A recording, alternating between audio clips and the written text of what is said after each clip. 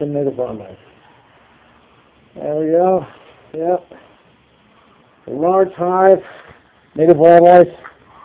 What we're trying to do is solve the issue here, problem.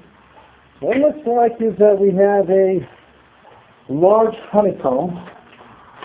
I'm going to walk through here.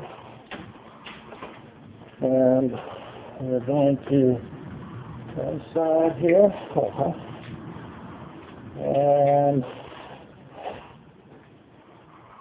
we're going to look at what we have. And we're going to go straight up here. I've been doing some Italian honeys lately. And I'm trying to relocate them. It seems to be that we have a very large...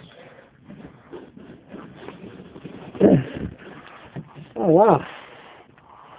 And ladies and gentlemen, that's what we call a very large hive on the inside of the attic area. We're looking at about 5 feet of honeycomb inside of the attic.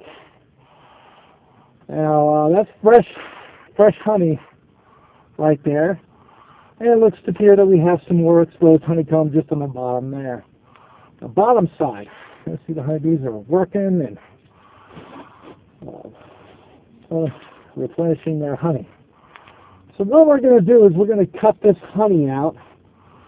We're going to seal this area up and basically make it livable once again for these owners of this house here. Okay. Until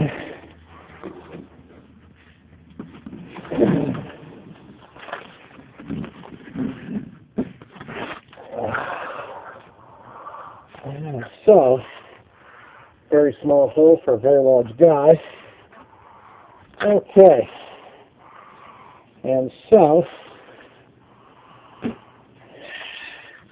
this is the day in the life of native wildlife.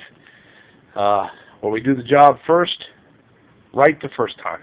Thank you.